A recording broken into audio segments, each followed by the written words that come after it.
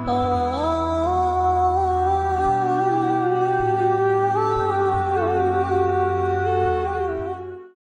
মনে করতেছেন? ভাগ্য গুণে আমরা একটা ইউনুস বসাছি। ইউনুস বসার পর থেকেই আমাদের কোরআনের মাহফিলের ব্যাপারে আর কোনো সমস্যা নাই। দুই এক জায়গায় বিএনপিরা একটু সমস্যা করতেছে, আর যদি এরকম সামনে সমস্যা করে একদিন দেখবেন ওরাও নাই। হাসিনা তা হেলিকপ্টারে বলাছে, এদের পলানোর মতন কোনো দেশই নাই। কথা ঠিক পাগলামি করো না। আজকে ফখরুল আলমগীর বলছে আল্লাহর কোরআনে নাকি রাজনীতি নাই, রাজনীতির সাথে নাকি ইসলামের সম্পর্ক নাই। শালা মুরতাদ, মুনাফিক, কাফের। সূরা মুলক পড়েন তো আপনারা, সূরা মুলক পড়েন। তাবারাকাল্লাযী বিয়াদিহিল মুলক ওয়া হুয়া আলা কুল্লি শাইইন কাদির।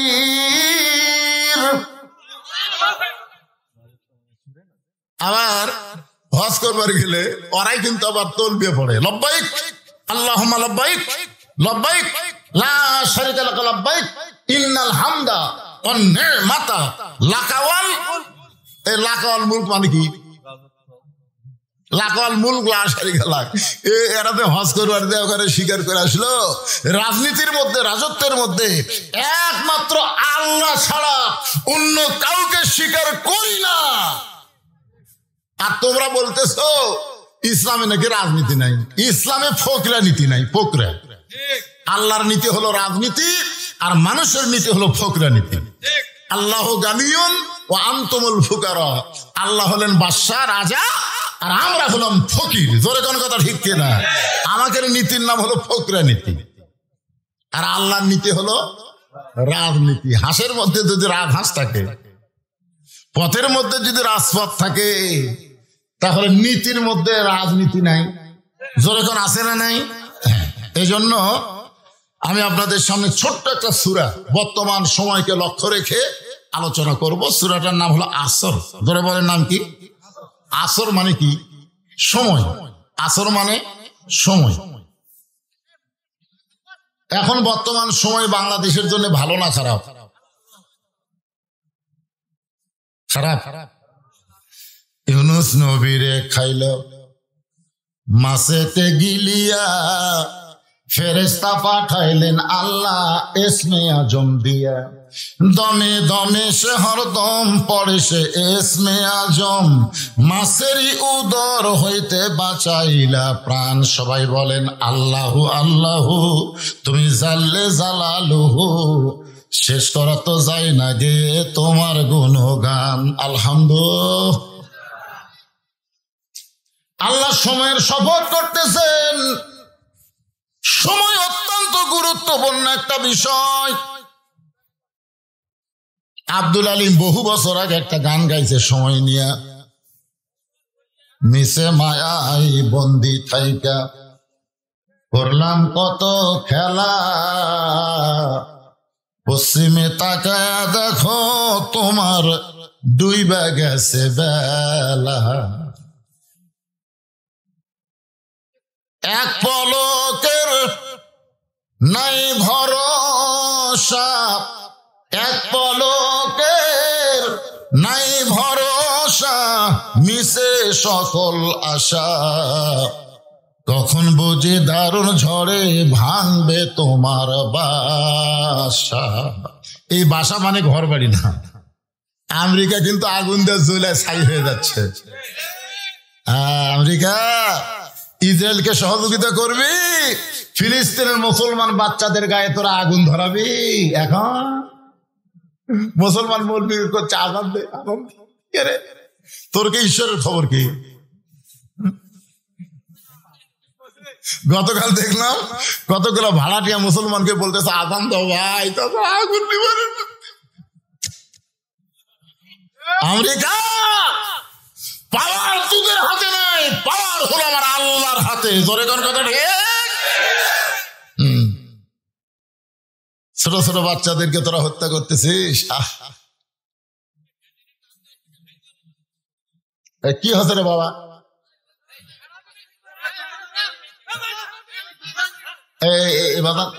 জনগণ খেবার আগে কামসার। হ্যাঁ, একটু মনোযোগ দিয়ে শোনেন। সূরা আসর আল্লাহ বলতেছেন ইন্না মানে নিশ্চয়, ইনসান মানে মানুষ, লাফি মানে ভিতরে, খুসরুন মানে ক্ষতি।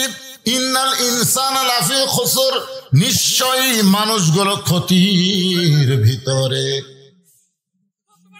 আমার সঙ্গে বাবা শোনেন, হইচই করে কাম হয়নি রে। যখন বিএনপি হইচই করলো, জামাত ইসলামও বহু হইচই করলো, কিন্তু কাম হয়নি। ছাত্র জনতা গোপনে কাম করলো। 6 তারিখে যাওয়ার কথা, 5 তারিখে কাম সারছে। কথা হইচই করে কাম হবে? কথা হচ্ছিল 6 তারিখ ঢাকায় অ্যাটাক, 6 তারিখ হবি না, গোপনে 5 তারিখ মারা লাগবে। জোরে কর কথা ঠিক। হইচই করে কোনো সমাধান হবি না।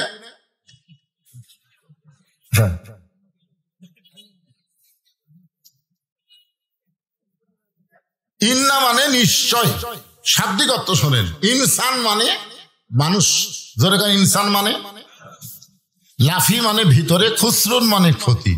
নিশ্চয় মানুষগুলো ক্ষতির ভিতরে। সবাই আমার সঙ্গে বলেন, আদর করে মানুষ আল্লাহ বানায়া কেমনি দিবেন ক্ষতির মধ্যে ফেলিয়া। এই মানুষ সম্পর্কে আল্লাহ কোরআন শরীফে বলতে গিয়া 4টা শপথ করছে। জোরে বলেন কয়টা? ওয়াত্তিন, ওয়াজ্জাইতুন, ওয়াতুরি সিনিন, ওয়া হাযাল বালাদিল আমিন। তারপরে আল্লাহ বললেন লাকাদ খালাকনাল ইনসানা ফি আহসানি তাকবীর। মানুষকে আল্লাহ তাআলা সর্বোত্তম আকৃতি দিয়ে সৃষ্টি করছে, আর সেই মানুষ ক্ষতির মধ্যে পড়ুক, এটা আল্লাহ চায়। এখন ছেলে নতুন ব্যবসা শুরু করছে, বাবা বলতেছে যতই ব্যবসা কর তোর লাভ হবে না। আরে ছেলে বলতেছে বাবা যত মানুষ আমার দোকানে আসে সবাই বলে লাভ হবে, আর আপনি কোন লাভ হবে না। বাপ বলতেছে ওরা তোদের ভালোবাসে, তোকে ভালোবাসে। যারা তোকে ভালোবাসে না তারা তোর ক্ষতি বোঝে না, কিন্তু আমি তোর ভালোবাসি বাজান। এই জন্য লাভের চাইতে ক্ষতি বেশি দেখতেছি। বর্তমান বাংলাদেশে খালি বাকি খাবি আর সুন্দর সুন্দর গল্প সময়, পরে দেখবি তোর তবিলি নেই। আল্লাহ বান্দাকে এত ভালোবাসে, মানুষকে এত ভালোবাসে, যার কারণে ক্ষতির কথা বলে আমাদেরকে সতর্ক করে দিচ্ছে। জোরে কোনো কথা ঠিক কিনা? আল্লাহ বললেন ইল্লাল্লাযীনা আমানু ওয়া আমিলুস সলিহাতি ওয়া তাওয়াসাউ বিল হক ওয়া তাওয়াসাউ বিস সবর। এখানে 4টা বিষয়। জোরে কোন কয় বিষয়? 1 নম্বর বিষয় হলো ঈমান। আমাদের বাংলাদেশে মুসলমান আছে কিন্তু ঈমান নেই। 2 জন সকালে গল্প করতেছে, তুই কয়টা মারছু সকালে? ভোট কখন হয়? দিনে না রাতে? আর সকালে গল্প করছিস তুই কয়টা মারছু? ভাই খুবই সতর্ক করে দরজা জানলা বন্ধ করে, বাতি নাই, মোবাইলের লাইট দিয়ে মারছি। ভাই মার্কা দেখে মারা লাগবি, এজন্য 100টা মারছি।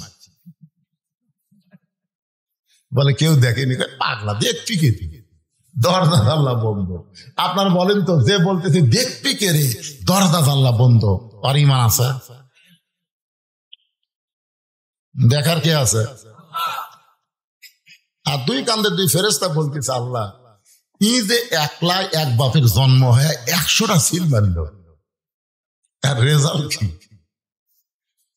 আল্লাহ বলতেছে ডান কান্দের ফেরেশতা তুই কলম বন্ধ কর, আর বাম কান্দের ফেরেশতা লেখ 100 বাপের জন্ম। 100 বাপের জন্ম, ই হলো জাউরা সন্তান। কথা কন না কেন? কি সন্তান? একমাত্র বিজন্মা ছাড়া ভালো মানুষের সন্তান একলা 100টা ভোট দিবার পারে না। জোরে কোন কথা ঠিক করে কথা বলে? কি বুঝতেছেন? তোমার 2 কান্দে 2 মোহরি, লিখিতেছেন ডায়েরি, দলিল দেখে রায় দিবে, টাকা পয়সার নাই কারবার। কিরামান কাতিবিনা ইয়ালামুনা মা তাফআলুন।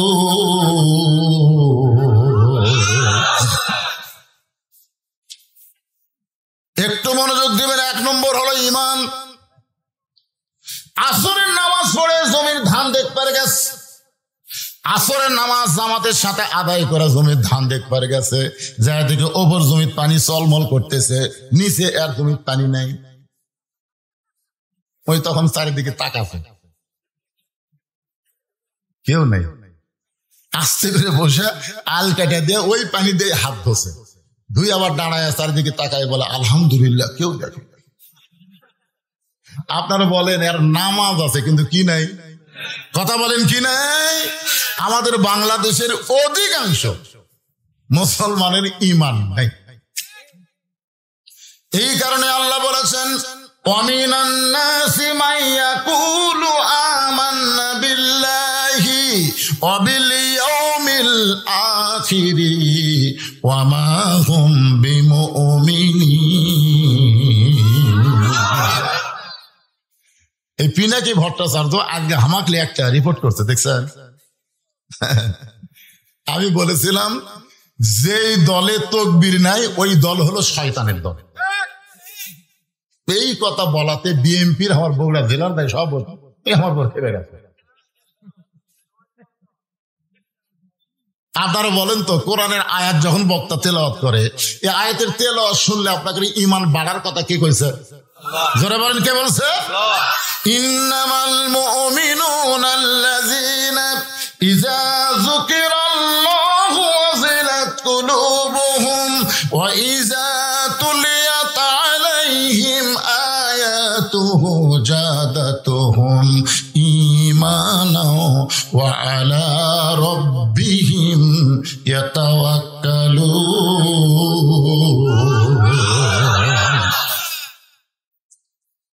এই জন্য আল্লাহ 1 নম্বর ঈমান। ঈমান যদি না থাকে তুমি যত ভালো আমল করো, এই আমল আল্লাহর দরবারে কবুল হবে না। নবীর চাচা আবু তালেব একজন ভালো মানুষ ছিলেন। কি ছিলেন? আল্লাহ নবী বলেছেন সাহাবীরা, আমি যখন মায়ের পেটে ছিলাম তখন আমি এতিম হয়ে গেছি, কিন্তু দুনিয়াতে আসার পরে আমি এতিম ছিলাম না। সাহাবীরা বললেন ইয়া রাসূলুল্লাহ, মায়ের পেটে থাকতে আপনি এতিম হয়ে গেলেন, কিন্তু দুনিয়াতে আসার পরে আপনি এতিম ছিলেন না, এটা কেমন কথা? রাসূল বললেন সাহাবীরা রে, ভাগ্যগুণে এমন একটা চাচা পাইছিলাম, যে চাচার নাম হলো আবু তালেব। আমার এমন ভাবে লালন পালন করেছে, আমার যে বাবা নাই এটা কখনোই আমি বুঝতে পারিনি। শিশুকালে মইরা গেছে মা, গর্বে থাকতে মরছে পিতা, নবী চোখে দেখলেন না। কে করিবে লালন পালন, কে দিবে সান্ত্বনা, এই দুনিয়ার এতিম নবী ছিলেন একজনা, যিনি নবীকে বাবার দরদ দিয়ে লালন পালন করলেন। ওই মানুষটাও জাহান্নামে যাবে। কারণ কি? ঈমান নাই। ধরে কোন কি নাই? এই জন্য 1 নম্বর হলো ঈমান। সাহাবীরা জিজ্ঞেস করলেন ইয়া রাসূলুল্লাহ মা হুয়াল ঈমান, ঈমানটা কি? এত গুরুত্বপূর্ণ বিষয় যেটা আল্লাহ 1 নম্বরে রাখছে। রাসূল বললেন ইকরার বিল লিসান, তাসদিক বিল জানান, আমল বিল আরকান। এরই নাম হলো ঈমান। জবানে বলতে হবে লা ইলাহা ইল্লাল্লাহ, শুধু জবানে বললে হবে না, কলিজার মধ্যে ঈমানের জায়গা দেওয়া লাগবে। জবানে তো 71 সালে অনেক হিন্দুরাও কলমা পড়ছে, কেবা মুরব্বীরা। আমার এলাকার এক হিন্দু আমাকে একদিন বলতেছে, দাদা মুসলমানের কলমার দাম আছে। তা আমি বললাম আপনি হিন্দু হয়ে কলমার দাম কেমনে বুঝলেন? যুদ্ধের সময় বুঝেছি ভাই, এই কলমা হকের মুকুট জারি থাকার কারণে আর্মির গুলির থেকে আমরা বাঁচে গেছি। আমি বললাম দাদা, খালি মুখে কলমা জারি রাখার কারণে আর্মির গুলি থেকে যদি বাইসে বাইসা যান, এই কলেমা কলিজার মধ্যে জায়গা দেন, আল্লাহ জাহান্নামের আগুন থেকে আপনাকে বাঁচিয়ে দিবে। আজ থেকে 15-20 দিন আগে আমার এলাকার যত হিন্দু, বুঝলেন, সমস্ত হিন্দু আমার মাদ্রাসা থাকছে। আমি তো ওয়াজ করে শুয়েছি, 1177 পাহাড় বউ বলতেছে সব হিন্দু আছে। আমি চিন্তা করলাম হিন্দুর বিরুদ্ধে কোনো ওয়াজ করছি নাকি। আমি খুব চিন্তা ভাবনা করে নিচে এসে বললাম, দাদারা খবর কি? বলে হুজুর আমরা আপনার দল করব। আমি কইলাম আপনারা হিন্দু, আমি কোরআনের দল করি। হুজুর কোরআনের দল করা ছাড়া কোনো উপায় নাই। আরে বাংলাদেশের হিন্দুরা দাড়ি পাল্লা ভোট দিবি, জোরে করে কথা বলে, বুঝতে পারতেছেন না সামনের বাতাস। এমনি ওরা পাগলা হসে, কখন কি কয়। আজারি না মাজারি, আজারি কে তুই জিনিস না? ফকুন্নির বাচ্চা, আজারি কে তুই জিনিস না? তোরা সমস্ত নেতা যত কর্মী স্বপ্নে একদিকে যা, আর আজারি একদিকে যাবে। তোর কর্মীগুলা লুকা লুকা আজারির কাছে যাবে। জোরে কোন কথা ঠিক কিনা? আর নাম কর সময় ব্যঙ্গ করিস আজারি না মাজারি, পিঠন কাছে।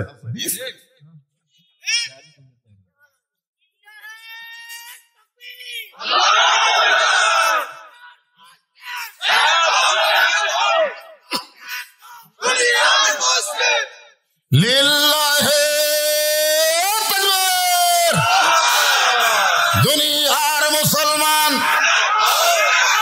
এইবারে হলো, প্রত্যেকে যখন দিল আপনারা সাউন্ড দিলেন না। শোনেন, আপনারা যদি মনে করেন যে আমরা 12টা 1টা পর্যন্ত ওয়াজ শুনবো, ঘুম পড়া চলবে।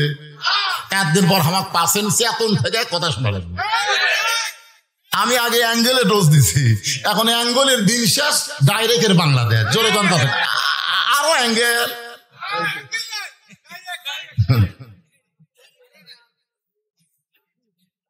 তাহলে একটু মনোযোগ দিয়ে শোনা লাগবে।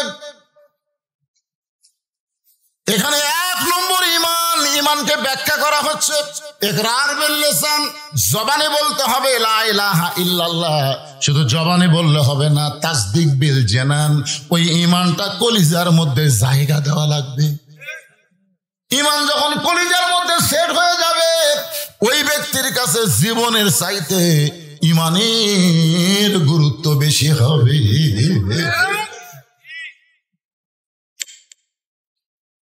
উকিল এসে বলতেছে, স্যার স্যার আপনি একটা দলের আমির, আপনি যদি রাষ্ট্রপতির কাছে একটা দরখাস্ত লেখেন, আপনার ফাঁসির দণ্ড মওকুফ হতে পারে। ফাঁসির দণ্ড মওকুফ হতে পারে। তো আসামি মুচকি মুচকি হাসতেছে। উকিল বলে, স্যার হাসেন কেন? বলে, হাসার কারণ হলো আমি আমার জীবনে 3টা রাষ্ট্রপতি ক্ষমতা থাকা অবস্থায় মরা দেখছি। একটা হলো বঙ্গবন্ধু শেখ মুজিবুর রহমান, একটা হলো জিয়াউর রহমান, একটা হলো জিল্লুর রহমান। এই 3টাই কিন্তু রহমান।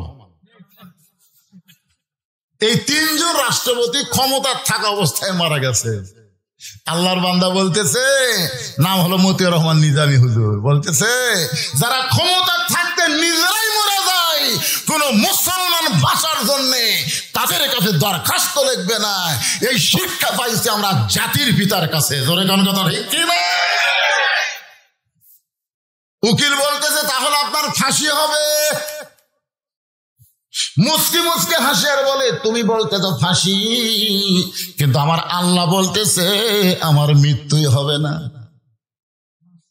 ওয়ালা তাকুলু লিমান ইউকতালু ফি সাবিলিল্লাহি আমওয়াতুন বাল আহইয়াউ ওয়ালাকিন লা তাশউরুন।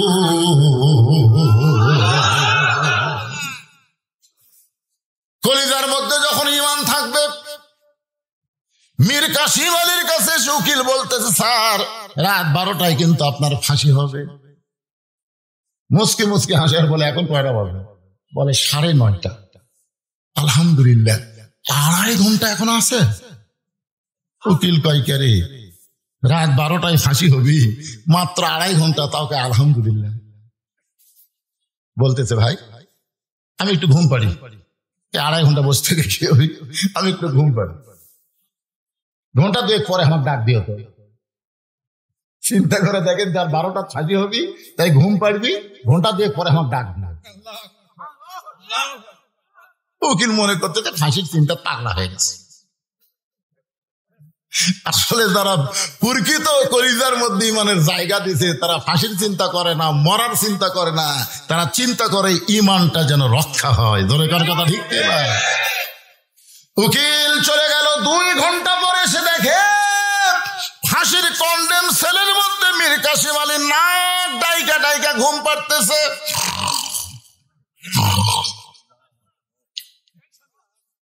উকিল কয় কে মানুষ করে, আর 8 ঘন্টা পর তার ফাঁসি হবি, আর আরে ঘুম পাড়তেছে। পায়ের লোক নাড়াইছে, সঙ্গে সঙ্গে চেতন পেয়ে বলে ভাই ফাঁসির সময় কি হয়েছে? বলে স্যার এখনো 8 ঘন্টা দেরি। ওযু করে 2 রাকাত নামাজ পড়ে কোরআনের 2টা সূরা তেলাওয়াত করে উকিলকে বলতেছে দেখো তো যে কয়টা পাঞ্জাবি আছে এর মধ্যে কোনটা সবচাইতে ভালো? বলে ভালো পাঞ্জাবি কি করবেন? বলে সেইটা পরে ফাঁসির মঞ্চে যাবার চাই। উকিল বলে আপনি কি শ্বশুর বাড়ি যাবেন? ভালো পাঞ্জাবি গায়ে দিয়ে আতর সুরমা লাগায়া মাথার চুল দাড়ি হাসানোর পরে বলতেছে দেখো তো আমার কেমন লাগতেছে। উকিল বলে স্যার আপনার ফাঁসি হবে,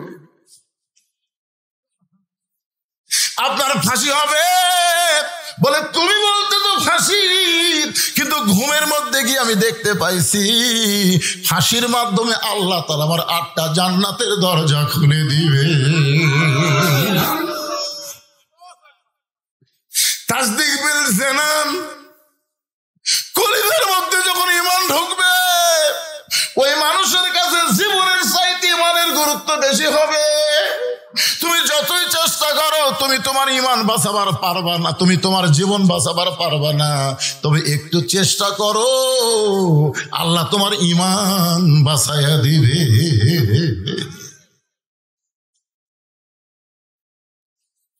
তাসদিক বিল জানানের পরে বলা হচ্ছে আমল বিল আরকান, ঈমান অনুযায়ী আমল করা লাগবে। সূরা আসরের 2 নম্বর বিষয় হলো আমিলুস সালিহা, নেক আমল করা লাগবে।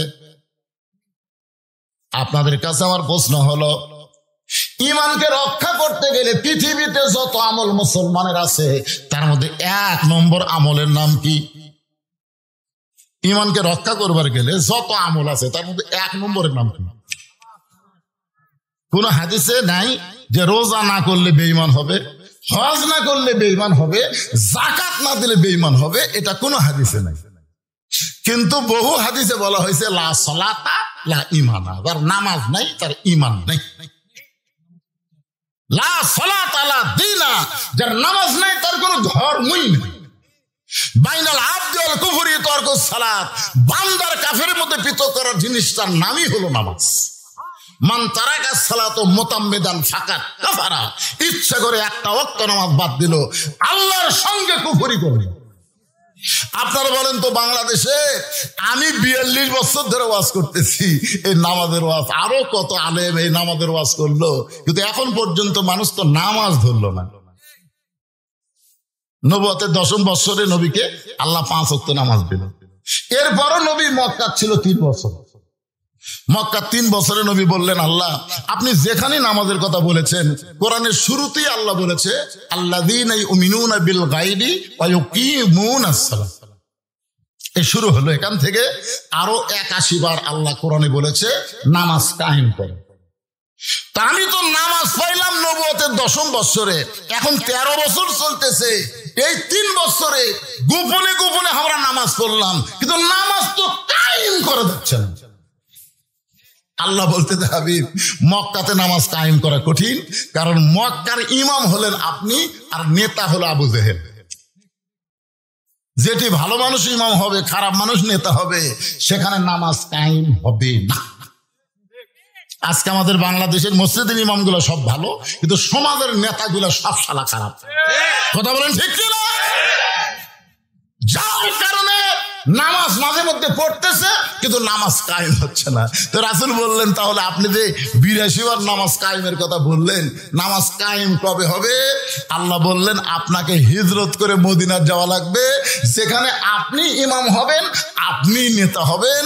আল্লাযীনা ইম্মাক্কান্নাহুম ফিল আরদ, মুসলমানের মধ্যে কাউকে যখন প্রধানমন্ত্রিত্ব দেওয়া হবে, মুসলমানের মধ্যে কেউ যখন প্রেসিডেন্ট হবে, তার 1 নম্বর দায়িত্ব হলো নামাজ কায়েম করা।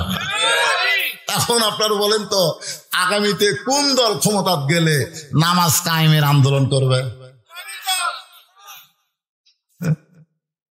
দেশ আলারা বলতেছে ইসলামের রাজনীতি নাই।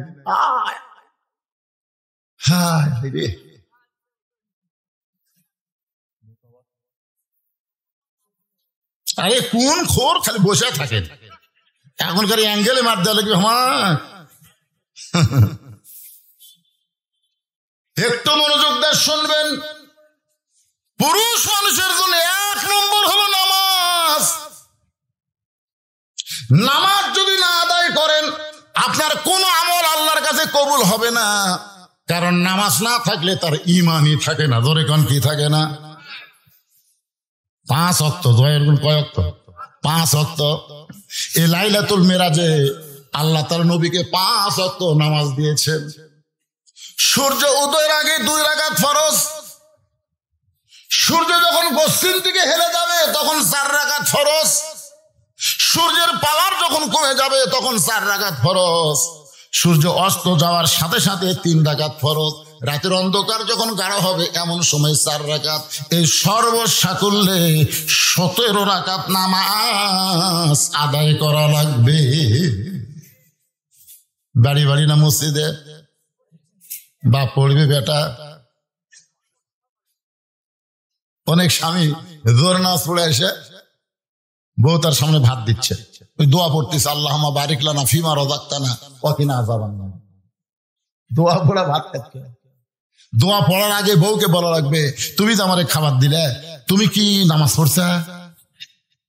বউ যদি বলে আমি এখনো গোসলই করিনি, তখন স্বামী কি দোয়া পড়বে? তখন স্বামীর দোয়া হলো তাড়াতাড়ি গোসল কর, তাড়াতাড়ি গোসল কর, নামাজ পড়, তারপর আমার খাবার দে। বেনামাজের হাতে আমি নামাজই খাবো না রে। বউ দৌড়া দেয় গোসল করে জোহরের নামাজ পড়ে, তখন স্বামী খাবার দেয়। ফেরেশতাকে আল্লাহ খবর কি বলে, স্বামী স্ত্রী দুটাই জান্নাত। বাপ ঠান্ডার মধ্যে উজু করে ফজর নামাজ পড়ে যাচ্ছে, তোমার যে 22 বছরের আইডিয়া আছে, আইডিয়ার খবর কি? এক মুয়াজ্জিন আমারে কয়, হুজুর কিছুদিন হলে আমি দেখতেছি, আমি ফজরে যখন আজান দিই তখন কুত্তাকে দৌড়ে আসে আমার সাথে লোকমা দেয়। আমি আজান দিই, কুত্তাকে করে। তার কয়, হুজুর দেখেন তো কোনো দোয়া কোরআনে আছে কিনা যে দোয়া বললে আজান দেওয়ার সময় কুত্তা চিল্লাবি না? তখন আমি বললাম, ভাই একটা দোয়া আছে। বলে, সেটা কি দোয়া? সেই দোয়া হলো, তুমি আজান দেওয়ার আগে তোমার বাড়িতে খোঁজ করো তো তোমার ছেলে মেয়েরা কি নামাজ পড়ে। তোর মুয়াজ্জিন কয়, আমার 2টা ছেলে আইডিয়া হয়ে গেছে, এত নামাজ পড়ে না। আল্লাহ কোরআনে বলেছেন, কু আনফুসাকুম ওয়া আহলিকুম নার, জাহান্নামের আগুন থেকে বাঁচবার গেলে একলা বাঁচলে হবে না, আহল পরিবার নিয়ে বাঁচা লাগবে। তুমি মুয়াজ্জিন আজান দাও আর তোমার ছেলেই নামাজ পড়ে না, এটা কুত্তার সহ্য হচ্ছে না। এই জন্য কুত্তা লোকমা দিছে। ঠিক আছে? পুরুষ মানুষের জন্য 1 নম্বর হলো নামাজ। আমার মা বোনেরা যারা পর্দা আছেন তাদের জন্য 1 নম্বর কিন্তু নামাজ না। ওয়া আমিলুস সলিহাত থেকে আমি কথা বলছি, সূরা আসরের 2 নম্বর বিষয়। মেয়ে মানুষের জন্য 1 নম্বর হলো পর্দা। জোরে বলেন, মেয়েদের 1 নম্বর নাম কি? আরো জোরে, জোরসে বলুন। ওয়াজ দিয়ে হবে। আমি যতই ওয়াজ করি, আমার ওয়াজে আপনার বউ পর্দা করবে না। আল্লাহ কোরআনে পর্দার আইন করেছেন, অকরানা ফি বুয়ুতিকুন্না ওয়ালা তাবাররাজনা তাবাররুজাল জাহিলিয়াতিল উলা। ঘরের মধ্যে পাতিলে শুটকি মাছ রাখছে। ঘরের মধ্যে পাতিলে কি মাছ? আচ্ছা আপনার বলেন তো, বিড়াল দাওয়াত দেওয়া লাগবে? বিড়াল বিনা দাওয়াতে শুটকির গন্ধে ঘরের কাছে আসে থেকে দরজা খোলা। বিড়াল তো বুঝতেছেন, দরজা খোলা পায় খাটের তলে দেখে পাতিলের মধ্যে শুটকি ঢাকনা। আপনার বলেন তো, বিড়াল কি বিসমিল্লাহ করার টাইম পাবে? বিসমিল্লাহ ছাড়াই তখন বিড়াল খাওয়া শুরু করছে, শুটকির মানে খসর খসর শব্দ পাই। কে রে, কে খাই রে? আসা দেখে বিড়াল, আমার 200 টাকা কেজি শুটকি বিড়াল খায়। খপ করে বিড়াল ধরছে, এই বিড়াল, পুনরায় যদি শুটকি খাস তো 20টা বেত মারবো। বিড়ালকে 20টা বেতের আইন দিয়ে বিড়ালকে সাইডা দিছে, কিন্তু ঘরের দরজা জানলা আগের মতোই খোলা রাখছে। আপনি যতই ধর্ষণের আইন করেন, আপনি যতই অ্যাসিড মারার আইন করেন, কোন আইন দিয়ে নারী নিরাপত্তা দেওয়া যাবে না। শুটকির হাত থেকে যদি, বিড়ালের হাত থেকে যদি শুটকি বাঁচাবার চান, তাহলে ঘরের দরজা বন্ধ করা লাগবে, পাতিলের উপর ঢাকনা দেওয়া লাগবে। বিড়ালের বাপেরও ক্ষমতা নাই যে শুটকির কাছে আসতে পারে। আমার মা বোনদের জন্য বলতেছি, মা, মেয়েদের 1 নম্বর আমল হলো পর্দা। এই পর্দাটা কেমন আমল একটু বোঝানোর জন্য আপনাদের বলতেছি। গভীর রাত্রে নবীর মেয়ে ফাতেমা হযরত আলীর বুকের মধ্যে মাথা রেখে কাঁদতেছে। আলী বলতেছে, ফাতেমা, এই গভীর রাত্রে আমার বুকে মাথা রেখে তোমার কান্দার কারণ কি? ফাতেমা বলে, স্বামী গো, আল্লাহ তাআলা আমার দোয়া কবুল করছে। আলী মুসকে মুসকে হাসে, কে রে পাগলি, আল্লাহ দোয়া কবুল করছে? দোয়া কবুল হচ্ছে আনন্দের কারণ। আমাদের দোয়া আল্লাহ কবুল করছে, আমরা বহু দোয়া করছি, আল্লাহ রব্বানা আতিনা ফিদ দুনিয়া হাসিনা, এর জ্বালা তার বাঁচি না। আল্লাহ কোরআনের পাখি বিনা অপরাধে 13 বছর জেলখানা ছিল, আল্লাহ তারপর হাসপাতাল নিয়ে ঘুরতে হলো। এত ভালো মানুষগুলো মারতেছে, আল্লাহ আল্লাহ আল্লাহ আল্লাহ। এই যে আমাদের চোখের পানি, আল্লাহ তাই রে, 5 তলা উঠে 1.5 লাখ টাকার খাট, 12,000 টাকার কম্বল পড়ে তামানে দিয়ে রাত 9টার সময় বলতেছে, আমার বাড়ি, আমার ঘর, আমাক নামাই। এ দেশ আমার বাপের, এ দেশ আমার, 41 সালের আগে আমাক নামাই। রাত 3টার সময় একটা ভূমিকম্প, খালি বিল্ডিং এর লড়ে উঠছে। ওই এত ফোর্সে নামছে, কম্বলের মধ্যে লঙ্গি খুলে আছে, ওটাও পরার টাইম পাই। ফেরেশতাকে আল্লাহ নামাইলা নামাইলা, এভাবে ন্যাংটা করে নামাইলা।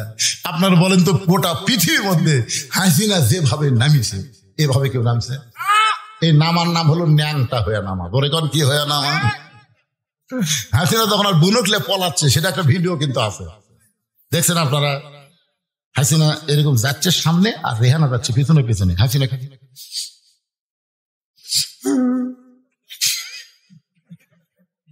চলতে পথে 2 দিন থামিলাম, যাবার কালে এক সামসারও দেখা না পাইল। সবাই আমার সঙ্গে বলেন না কেন? চলতে পথে 2 দিন থামিলাম, যাবার কালে এক সামসারও দেখা না পাইলাম। ওই মাথা ভাঙ্গা ওবায়দুল কাদের কখন পলাইছে, শামীম ওসমান কখন পলাছে রে? আয় আয়, যারা মাইক পালি কই খেলা হবে, খেলা হবে। বাজান একটু মনোযোগ দিয়ে শুনবেন, ক্ষমতার মালিক হচ্ছে আল্লাহ। আল্লাহ যদি চায়, চোখের পানির দাম আছে না নাই? এ জোরে কান আছে না নাই? আলী বলতেছেন, ফাতেমা, আল্লাহ তোমার কি দোয়া কবুল করেছে যে দোয়া কবুলের কারণে তুমি কাঁদতেছ? ফাতেমা বলে, স্বামী গো, আমি আল্লাহর কাছে বলেছি আল্লাহ যেন পর্দার মধ্যে আমার মৃত্যু দেয়। আলী মুসকে মুসকে হাসার কয়, তুমি সারা জীবন পর্দা মেনেই চলেছ, পর্দার মধ্যে তোমার মৃত্যু হবে না তো কার হবে? বাংলাদেশে যারা পর্দা মানে না, তারাই মরার পর যে পর্দা 5 কাপড় দেয়, 5 কাপড় দিয়ে খাটনি আবার চাদর দিয়ে ঢাকা থাকে। ফেরেশতা বলে, আল্লাহ এই মেয়ে মানুষ গোটা কি পাড়ার নাম? এরা বর্ষা, পশ্চিম পাড়া। এই মেয়ে মানুষ গোটাল পাড়া ঘুরিছে, পাড়ার সব লোক সবাই চেনে। তো মরার পরে 5 কাপড় দিয়ে খাট নিয়ে আবার চাদর দিয়ে ঢাকছে, কারণ কি? আল্লাহ বলতেছে, ওই দেশের নাম বাংলাদেশ রে, ওই দেশত বাঁচতে পর্দা মানে না রে, কিন্তু মরার পরে মানে। আমার মায়েদের জন্য বলতেছে, মা একটু মনোযোগ দিয়ে শোনেন। আলী বলতেছেন, ফাতেমা সারা জীবন তুমি পর্দা করেছ, আল্লাহ তোমাকে পর্দার মধ্যেই মৃত্যু দিবে কবুল করেছে, তাহলে কান্দার কারণ কি? ফাতেমা বলে, স্বামী গো, এই মৃত্যু কবে হবে আপনি কি শুনবেন না? আলী বলে, ফাতেমা মৃত্যুর খবর দুনিয়ার কেউ বলতে পারে না। ফাতেমা বলতে, স্বামী গো, আল্লাহ যদি আমাকে জানায়। যেই বলেছে আল্লাহ যদি আমাকে জানায়, হযরত আলী বলতেছে, ফাতেমা কি বলবার চাও? ফাতেমা বলতেছে, আজকে গভীর রাত্রে ফাতেমার মৃত্যু হবে। যেই মাত্র কইছে গভীর রাত্রে মৃত্যু হবে, গাছের গোড়া কাটলে গাছটা যেমন পড়ে যায়, হযরত আলী তেমনি পড়ে গেলেন ঘরের মাঝায়। মা ফাতেমা মুচকি মুচকি হাসতেছে, স্বামীর মাথাটা উরাতের উপরে নিয়ে কপালে একটা চুমু দিয়ে বলে, স্বামী গো, এমন করে আপনি কাঁদবেন না, কারণ আসলে যাইতে হবে। এই দুনিয়া থাকার জায়গা নয়, এখানে আসলে যাওয়া লাগবেই। যতই 3 তালা 5 তালা বাড়ি করেন, যাই যত সুন্দর বাড়ি করছে, তার মৃত্যুর কষ্ট তত বেশি হয়েছে। আজকাল ঘুরে ঘুরে দেখাবি, এই দেখ রে, তোর ঘর তো ইন্টেরিয়র করছু রে, হায় হায় রে, এসি লাগাছো কে রে, হায় হায় কি টাইস রে। এগুলো সব আজরাইল মৃত্যুর আগে দেখানোর পরে তারপরে কই দেখ। কান্দিস কা, কান্দিস কা, তুই কি মনে করছো থাকার জন্য আছো? যাবো না, ও যে তাকায় দেখ, অন্ধকার, দরজা নাই, জানলা নাই, বিছানা নাই, বালিশ। কান্দিস না, কান্দিস না, যাওয়া লাগবে। কথা বলেন যাওয়া লাগবে না, কথা বলেন যাওয়া লাগবে না। ফাতেমা মুচকি মুচকি হাসে, স্বামীর কপালে চুম্বন দিয়ে বলে, স্বামী গো, এমন করে আপনি কাঁদবেন না, কারণ এই দুনিয়া থাকার জায়গা না, আসলে যাইতে হবে। আমি এতদিন বাবার মুখে শুনেছি, আমার বাবা বলেছে পৃথিবীর ভিতরে সবচাইতে শক্তিশালী পুরুষের নাম হলো হযরত আলী। ফাতেমা বলতেছে, আমার বাবা বলেছেন পৃথিবীর মধ্যে সবচাইতে জ্ঞানী হচ্ছেন হযরত আলী। পৃথিবীর মধ্যে আপনি সবচাইতে জ্ঞানী, সবচাইতে শক্তিশালী হওয়ার পরে বইয়ের কথা শুনে এভাবে পড়ে গেলেন কেন? আপনাদের কাছে আমি জানতে চাচ্ছি, পৃথিবীর মধ্যে সবচাইতে জ্ঞানী ব্যক্তির নাম কি? এক বাক্যে সবাই বলেন, নাম কি? আর পৃথিবীর মধ্যে সবচাইতে শক্তিশালী ব্যক্তির নাম কি? আসাদুল্লাহিল গালি। আনা মাদিনাতুল ইলমি ওয়া আলী বাবুহা। আমি নবী হচ্ছে ইলমের শহর, আলী হচ্ছে তার দরওয়াজা। আপনি এত বড় জ্ঞানী, এত বড় বীর হয়ে বইয়ের কথা শুনে এমন ভাবে পড়ে গেলেন। ওগো স্বামী, আমি মরে যাওয়ার পর আমার 3টা চাওয়া কিন্তু আপনাকে পুরা করা লাগবে, আমার 3টা চাওয়া পুরা করা লাগবে। আলী কান্দের বলে, ফাতেমা দুনিয়াতে গরিব ছিলাম বলে তুমি কিছুই চাইলা না, এই দুনিয়াতে গরিব ছিলাম বলে তুমি কিছুই চাইলা না। একদিন গভীর রাত্রে হযরত আলী ঘুম থেকে চেতন পায়ে দেখে ফাতেমা নাই। গভীর রাত্রে ঘুমোতে চেতন পায়ে দেখে হাসান হোসেন ঘুম পাড়তেছে, কিন্তু ফাতেমা নাই। হয়তো আলীর মনে সন্দেহ হলো, কেন আমি ঘুম পাড়তেছি, আমার 2 ছেলে ঘুম পাড়তেছে, ফাতেমা কোথায় গেল? দরজা দেশে তাকায় দেখে মরুভূমির মধ্যে কালো চাদর গাঁত দিয়ে গভীর রাত্রে খুব জোরে জোরে হাঁটতেছে। আলীর সন্দেহ হয়ে গেল যে হামা ঘুমের মধ্যে থুয়ে, আমার বাচ্চা 2টা ঘুমের মধ্যে থুয়ে ফাতেমা কোথায় যাবে? নিরাপদ দূরত্ব বজায় রেখে পিছনে পিছনে রওনা দিলেন। ফাতেমা চলতে চলতে আল্লাহর নবীর বাড়ির দরজার জানলার পাশে দাঁড়িয়ে গেলেন। নবীর জানলার কাছে দাঁড়িয়ে বললেন, বাবা আজকে যদি আমার মা খাদিজা দুনিয়াতে জীবিত থাকতো, আমি আপনার জানলার কাছে দাঁড়াতাম, কিন্তু আমার মা খাদিজা দুনিয়াতে নেই, এই কারণে আপনার জানলার কাছে দাঁড়াইছি। বাবা মেহেরবানি করে একটু ঘরের দরজা খুলে দেন। আল্লাহর নবী যখন ঘরের দরজা খুলে দেয়, ফাতেমা ঘরের মধ্যে ঢোকার সঙ্গে সঙ্গে হযরত আলী এক দৌড়ে জানলার কাছে এসে কান লাগায়। বাপ মেয়ের মধ্যে কি গল্প হয় শোনার জন্য। রাসূল বলে, ফাতেমা তুই একা একা কেন ঘরে ঢুকলি মা? আমার আলীকেও ঘরের মধ্যে নিয়ে আয়। হযরত আলী জানলা কে রে? আমি জানলার কাছে এই কথা নবীরে কে বলল? আসলে আল্লাহ নবীকে আলী জানলার কাছে বলে নাই। মেয়ে যখন বাপের কাছে যাবে, এটা যদি বিবাহিতা হয় তাহলে অবশ্যই বাবা বলবে আমার জামাই কোথায়, জামাইকেও ঘরের মধ্যে নিয়ে আয়। ফাতেমা বলতেছে বাবা আপনার জামাই আলী ঘুম পাড়তেছে, আপনার নাতি হাসান হোসেন ঘুম পাড়তেছে, এই সুযোগে আমি আপনি আপনার কাছে মেহেরবানি করে একটু বাতি জ্বলান বাবা, মেহেরবানি করে একটু বাতি জ্বলান। আল্লাহ নবী বলে ফাতেমা কি বলবি তাড়াতাড়ি বল, বাতি জ্বলান লাগবে না। ফাতেমা বলতেছে বাবা তার আগে বহুদিন বলেছি কাম হয় নাই, আজকে একটু আপনাকে দেখাবার চাই। নবী যেই মাত্র ঘরে বাতি জ্বলাইছে সঙ্গে সঙ্গে ফাতেমা মাটির দিকে তাকাইয়া, নিজে মাটির দিকে তাকায় দুইটা হাত বাবার দিকে মেলে ধরেছে। রাসূল বাতির আলোতে দেখে হাতের দুইটা তালু যেন গোস্তের টুকরা হয়ে গেছে। নবী কান্দার বলে ফাতেমা তোরা হাতের তালুতে চামড়া নাই কেন মা? ফাতেমা বলতেছে বাবা জাতা ঘুরাইতে ঘুরাইতে আমার হাতটা ফসকা পড়ে গেছে, এরপরে যখন জাতা ঘুরাই, কারণ জাতা ঘুরান ছাড়া আমার বাড়িতে খাবার কিছুই নেই। আজকে আমার হাত দুইটা এমন হয়ে গেছে বাবা, আমার হাসান হোসেন ঘুম থেকে চেতন পাইলে খাবার চাবে, আমার স্বামী আলী ঘুম থেকে পেছন পাইলে খাবার চাবে, কিন্তু বাবা বাড়িতে কোনো খাবার নাই, আপনি মেহেরবানি করে একটু খাবার ব্যবস্থা করেন বাবা, কারণ আমার হাতের চেহারা আমার স্বামী যদি দেখে কষ্ট পাবে, আমার হাসান হোসেন দেখলে খাওয়া বন্ধ করে দিবে। সঙ্গে সঙ্গে নবী আমার ঘরের কোনায় গিয়ে বলে আল্লাহ দুনিয়ার কত ধনী ধনী যুবক আমার ফাতেমাকে বিয়ে করবার চাইছিল, তুমি আল্লাহ আমার গরিব আলীর সঙ্গে রাজি হইলা, এখন আমার মেয়ের কষ্ট আমি দেখতে আর পাচ্ছি না আল্লাহ, এমন কষ্ট আমি কেমনে সহ্য করব। সঙ্গে সঙ্গে ফাতেমা মাথায় ঘোমটা দেয়। রাসূল বলে ফাতেমা মাথায় ঘোমটা দিলি কেন? ফাতেমা বলতেছে বাবা আমার সাহায্যের কোনো দরকার নাই। এই বলে ফাতেমা যখন যাবার চায় রাসূল বলে ফাতেমা রে তুই কেন এভাবে চলে যাস? ফাতেমা বলতেছে বাবা আপনি একদিন বলেছিলেন আল্লাহর পরে কাউকে যদি সেজদা দেওয়ার হুকুম থাকতো তাহলে প্রত্যেকটা বউকে বলতেন স্বামীর পায়ে সেজদা করো, এই কথার দ্বারা আপনি বুঝাই দিলেন আল্লাহর পরে মেয়ে মানুষের কাছে সবচাইতে দামি ওই ব্যক্তি হলো তার মহান স্বামী। আমার স্বামীর বিরুদ্ধে আপনি আল্লাহর কাছে বলবেন, আমার কোনো সাহায্য লাগবে না বাবা। এই বলে ফাতেমা যখন চলে যায় রাসূল কান্দার বলে আল্লাহ ওই ফাতেমা কে গো আল্লাহ, আমি তো চিনতে পারলাম না।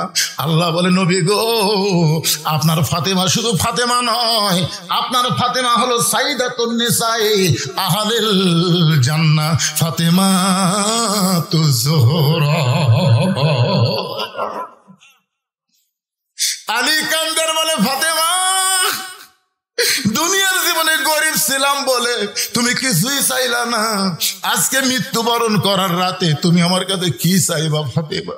ফাতেমা বলে স্বামী গো আমার এক নম্বর চাওয়া হলো রাতের অন্ধকারে আমাকে কবর দিবেন, দুনিয়ার কোনো মানুষ যেন আমার কবরের খবর না জানে, কারণ আল্লাহর পর্দা করতে করতে আমার এমন অবস্থা হয়ে গেছে আমার কবরটাকে আমি পর্দা করতে চাই।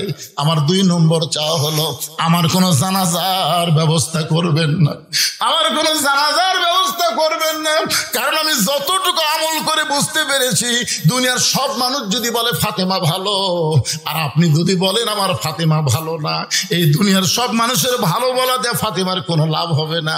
আর দুনিয়ার সব মানুষ যদি বলে ফাতেমা খারাপ আর আপনি যদি বলেন আমার বউ ফাতেমা ভালো, এক স্বামীর সার্টিফিকেটে ফাতেমার জন্য 8টা জান্নাতের দরজা আল্লাহ খুলে দিল।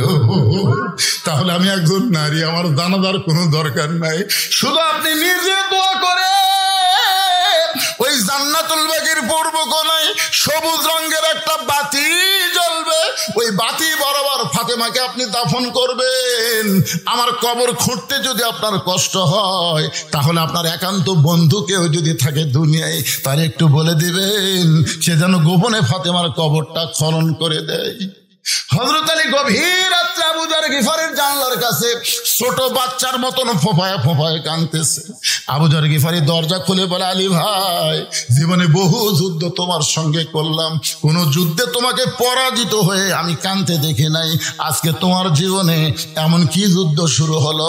আলী, তুমি কেন আমার জানলার কাছে কাঁদতেছো? আলী বলতেছে, আবু যর, জান্নাতুল বাকির পূর্ব কোণায় সবুজ রঙের একটা বাতি জ্বলতেছে, ওই বাতি বরাবর একটা কবর কর, একটা পর্দা নিশি আজকে রাত্রে মৃত্যুবরণ করবে, তাকে রাতের বেলায় দাফন করা লাগবে। আবু যর গিফারি বলে, আলী ভাই, সেই পর্দা নিশি কে গো?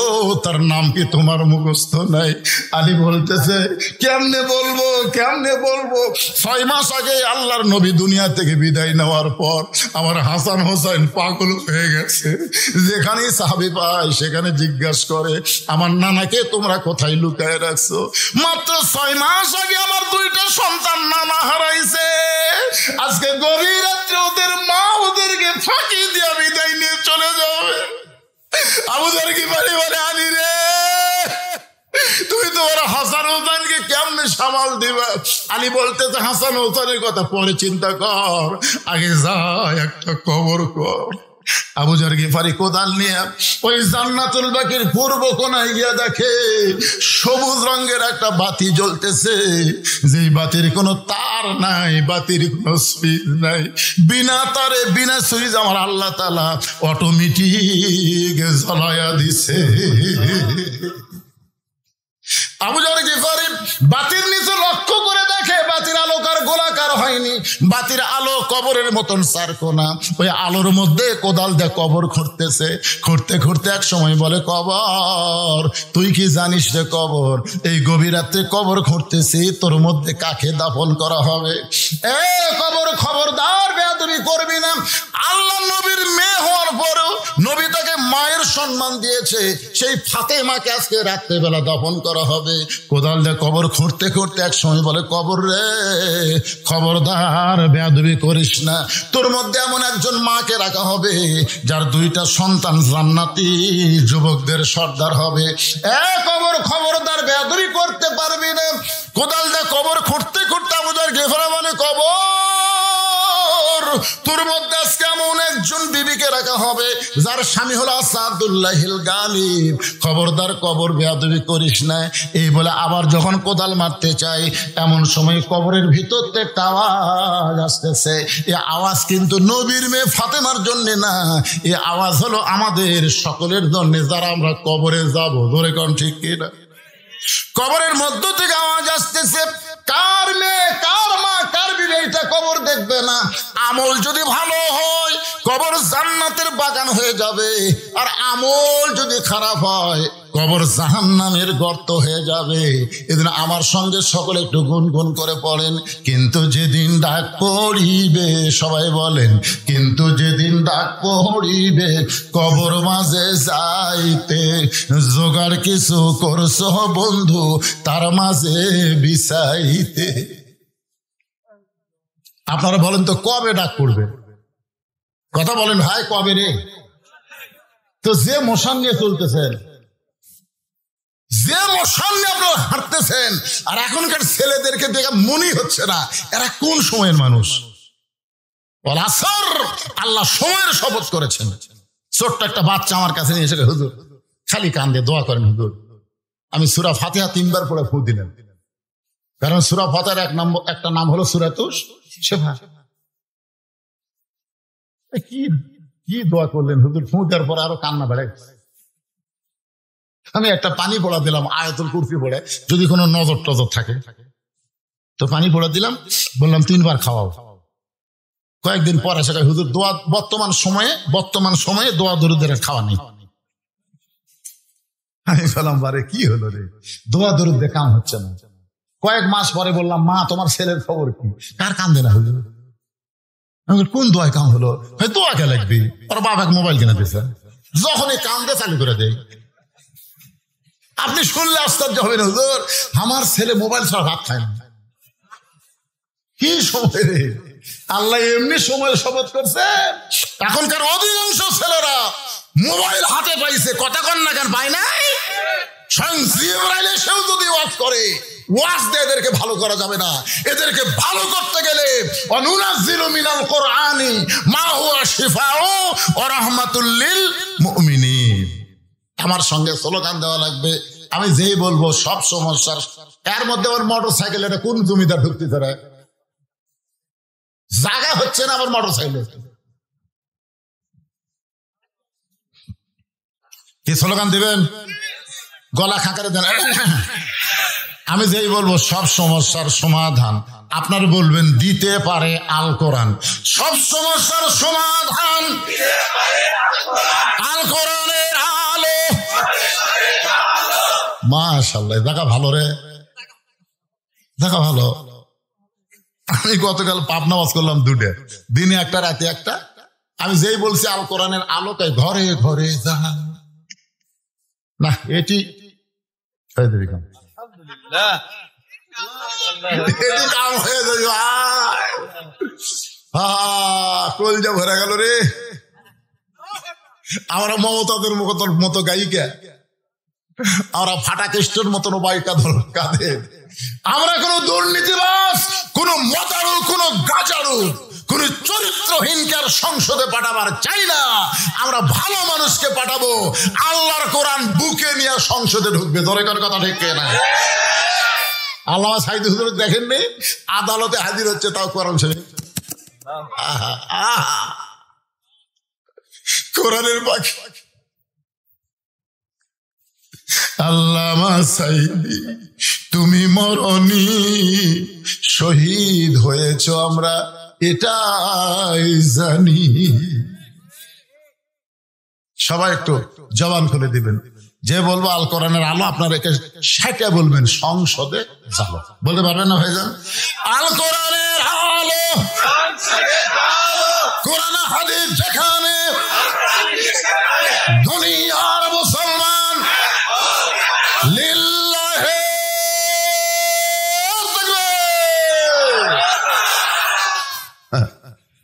দেখেন